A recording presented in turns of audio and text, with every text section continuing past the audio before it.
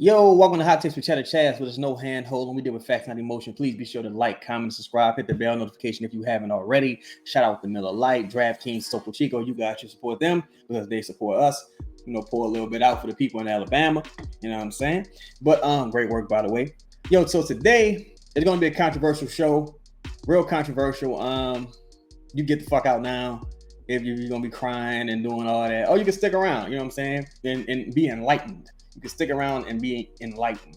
So I want to address some of the lies that are being told this offseason. Look, when you work in the media, you got to lie. You got to lie a lot. Because if you kept it real about everything, or if you were totally transparent about everything, you probably would be out of a job, or you wouldn't have much. You would run out of shit to talk about. You wouldn't have much to talk about, right? There's only so many times you can tell the truth about something. All right, so I want to address some of these lies that have been told this off season. You know what I'm saying? It's been a boring off season, so some of these lies are old lies, and some of it is people just throwing shit at the wall. Just throwing shit at the motherfucking wall. All right, so for starters, look, bro, it's still all about Zion. It's still all about Zion. If Zion goes down, he comes into camp unmotivated, which hasn't been much of an issue for us, him coming into camp unmotivated. It's just once he gets hurt, shit goes bad. But if we don't see the best Zion we've ever seen this year, I don't think the Pelicans have a chance to be competitive this season. You know what I'm saying? The West is steadily improving. You're looking for Trey's ascension, looking for BI to stay healthy.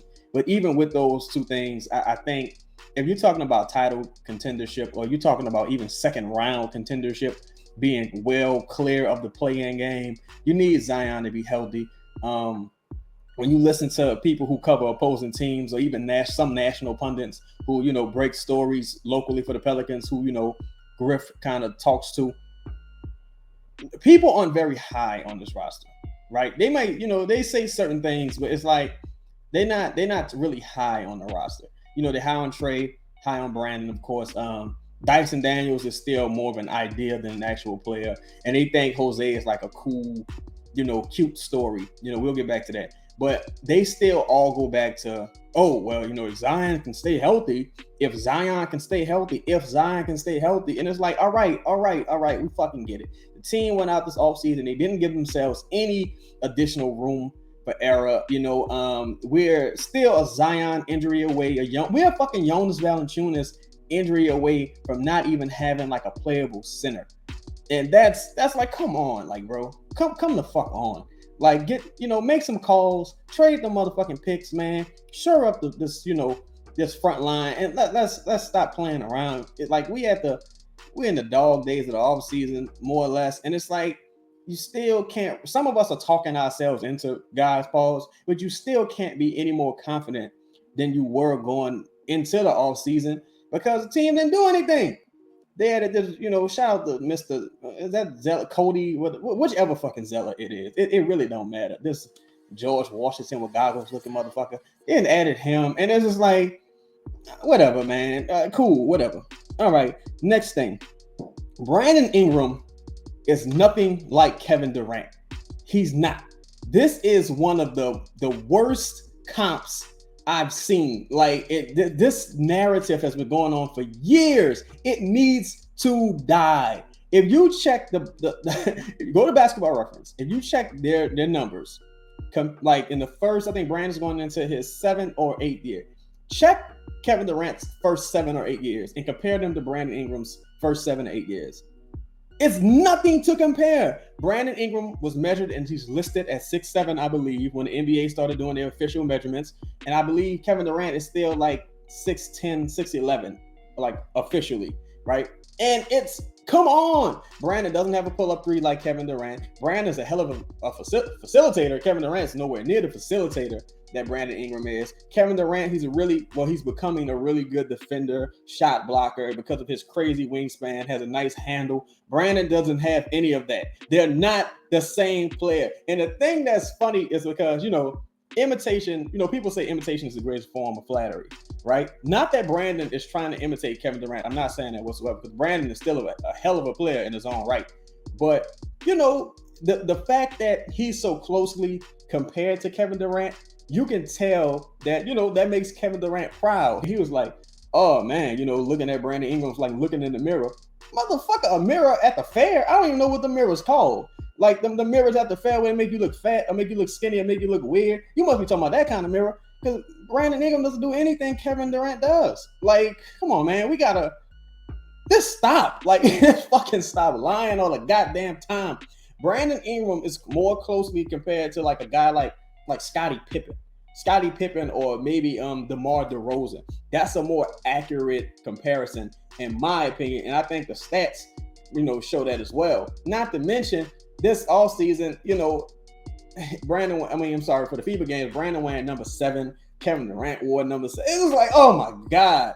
Oh my fucking God. Like, let's just stop it. Let's stop it. Other people who were compared to Kevin Durant were like Kevon Looney. He was compared to him.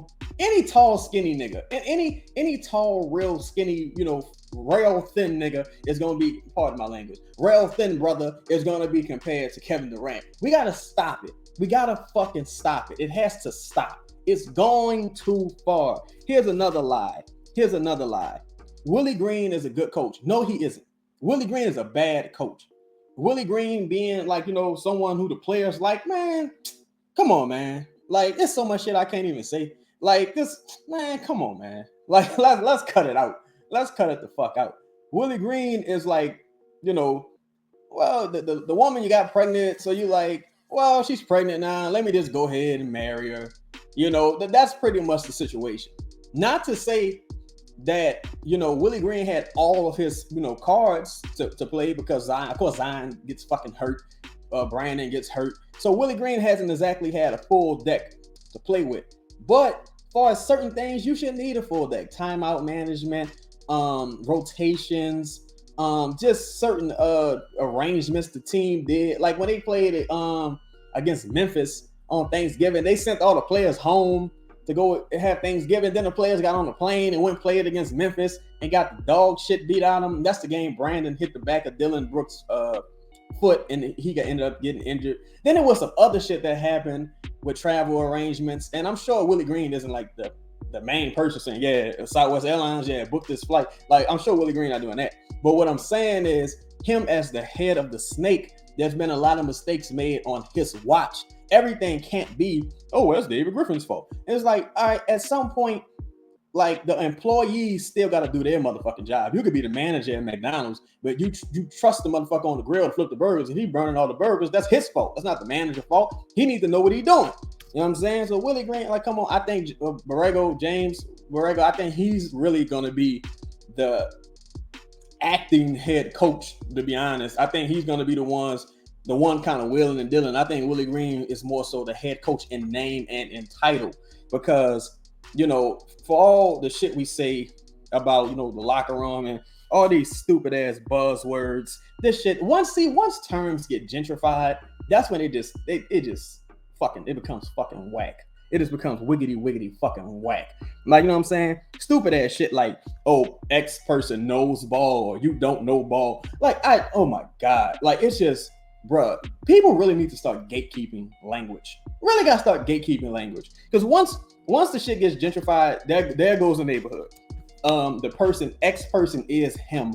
The stupid ass shit. The vibes in the locker room. Stupid ass shit. Vibes in the locker room. Motherfucker, Willie Hernangomez wanted to be traded all year. Jackson Hayes came into the season wanting to be traded. Other players didn't, they wasn't really happy here. Like, you know what I'm saying? Shit was bad. Shit was not good. It just, we got such a quiet media locally that shit doesn't get out to the public. But trust me, shit was not good. Shit wasn't even that good between Griff and Willie Green. You know what I'm saying? Shit was not good. You know what I'm saying? They kind of, from what I'm told, they kind of made up. It was something that was squashed, quickly. It wasn't like an all-out war and no shit, but it wasn't looking good. You know what I'm saying? They had a little tiff. All right, another issue. Look, Jose Alvarado, well, I'm sorry, not issue, but another thing. The backup guard is still a problem. It's still a bit of an issue. Jose Alvarado, hell of a player, still dealing with injury right now. And I still think Jose is just too small for certain matchups when you go deeper into the playoffs. I think for a player of his stature, he would have to be so incredible offensively that it made up for some of his shortcomings, no pun intended, shortcomings in stature. Like JJ Barea, Brunson, guys like that. Even some of the other guys, motherfucker like Earl Boykins, people, smaller guys who have made an impact on the game. Even Devontae Graham when he was in Charlotte, before he stole that money. Devontae Graham, smaller guys, they tend to have more of an offensive impact versus Jose. I don't know if he's quite there yet. This guy who works really hard, always working on this game, always looking to improve. It's sad that he's still dealing with the injury, man. I hope, for him and his family, prayers to them. I hope they bounce back and do their thing. But I still think you got to be aware of the injury like that lingering into the season. Because when people say stuff like, oh, we lost a lot, or we missed Jose Alvarado down the stretch, bruh, like, come on, bruh. Like, Jose, again, really solid player. But if Jose is the reason you win or lose games, you got a motherfucking problem. Like, you got to shore up that backcourt. You need some more know-how in the backcourt in the event that Jose's injury lingers into the season. And even if it doesn't, it's like, again, Jose is a fine player, but there's going to be matchups to where, all right, Jose looked really solid against Chris Paul, but Chris Paul still dominated Jose. He still dominated him. So that's really like Jose's most ideal matchup. So what you gonna do when you got a bigger player? You know what I'm saying? And Jose is forced to guard fucking Luka Doncic, or he's forced to guard I think it's some other high-end point guards, De'Aaron Fox, Shai Gilgeous-Alexander. Like, what's gonna happen in those regards? Like, in those situations, what's gonna happen then? All right, another thing. Teresa Witherspoon was not a good coach. Spoon wasn't good. Spoon was not good. Shout out to her. Respect to her and her legacy as a player, but Spoon was not a good coach. Spoon was a good politician, but she was not a good coach whatsoever. Some of the people Spoon worked with, she worked with Kyra, and you saw how that went for him. She worked with Zion. You kind of saw how that went with him as far as his lack of development offensively, him still not having certain things in his bag, or even like some of his physical limitations, where it's just like, yo, you working with this coach all this time, y'all not stretching, y'all not doing no band work already, you've been in the league all these years, why are you just figuring this shit out? Like, you ain't got no little hook shot in the post, you ain't got, like, what's going on? You ain't really developed the floater just yet. Like, what y'all be working on? Like, what y'all be working on? I know you might see them in pre-games, like he working on like a turnaround jumper and things like that, but it's like, you probably shoot that shit once every 5 games. Like, what are you adding to your arsenal? Kyra, what is Kyra adding to his arsenal? You know what I'm saying? I think, if I'm not mistaken, I think she worked with Herb a little bit too. Herb is an older player, but coming out of the gates, I know Herb, he dealt with a little injury things, but again, like, what were you adding to his arsenal? Because he struggled mightily to open the season. So it's like, what are you adding to like people's arsenal as a coach? You know what I'm saying? And I think she did some of the scouting reports, but the crazy thing about her doing some of the scouting reports is you'll watch the Pelicans play a team and they act like they don't know who the fuck Steph Curry is. They're going under all the screens. They're going under all the screens for Klay Thompson. They're going under all the screens. It could be motherfucking Prime Ray Allen out there. They're going under the screens. Like, they act like they've never seen this team before whatsoever. It's just Spoon's not a good coach. To me, Dyson Daniels look exactly the same. I think Dyson Daniels is an undersized 3-4 wing player. Solid. I think, good to solid rebounder. Solid, good defender. Offensively, I still think he's dog shit. He is dog shit. Offensively, I think his passing is way overrated. His handles is not nothing to write home about. You know what I'm saying? His finishing at the rim, nothing to call your mama about. And he doesn't have a crazy lift. See, here's the fucked up thing with him. He doesn't have a crazy lift, and he doesn't have a crazy layup package neither. So by him not having a lot of lift, that means he's not going to be able to finish violently a lot of times. He's probably not going to draw a lot of contact.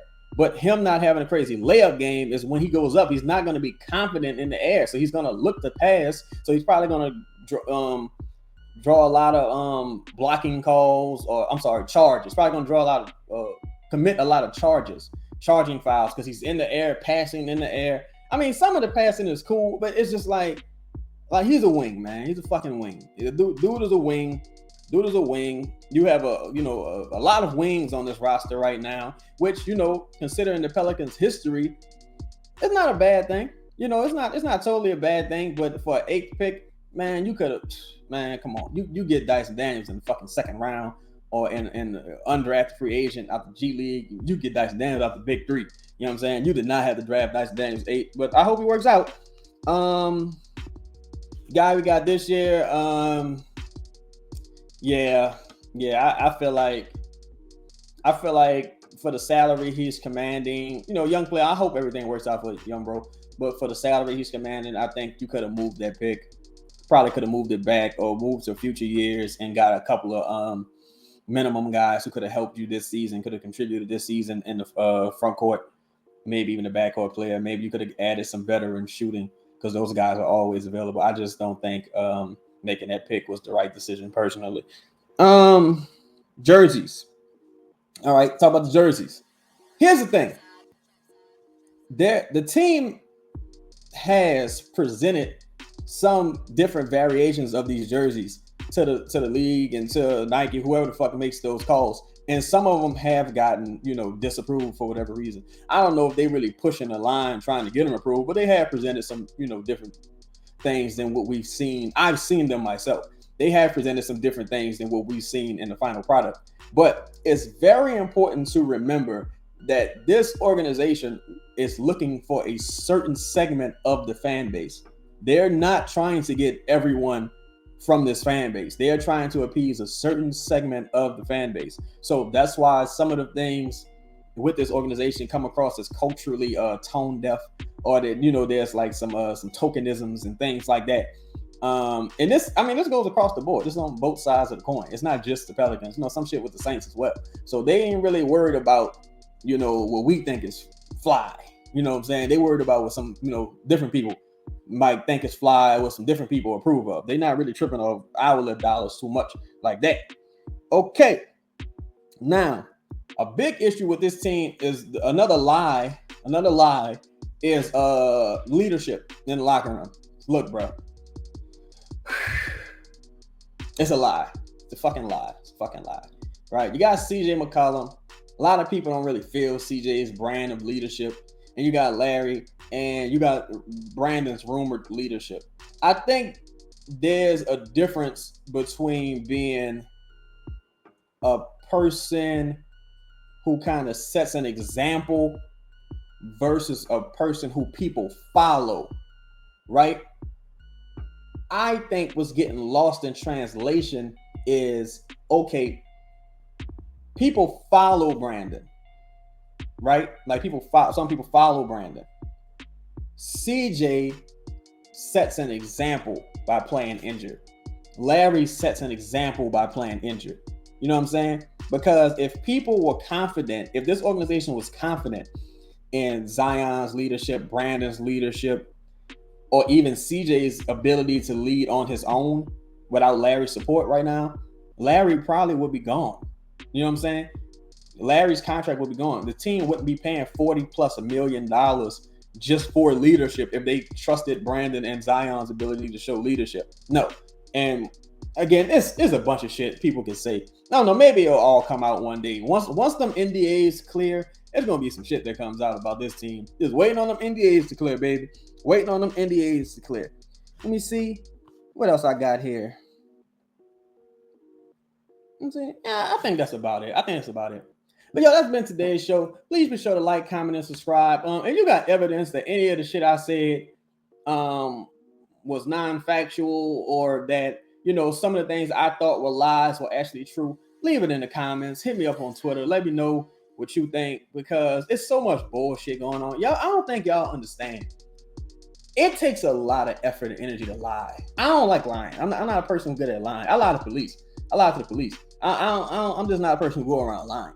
Right? It takes a lot of effort and energy to lie. That's why you don't see me as much right now. But I'm like, dang, you gotta lie and do all that. That shit take a lot of energy. I can't sleep well at night lying. So just,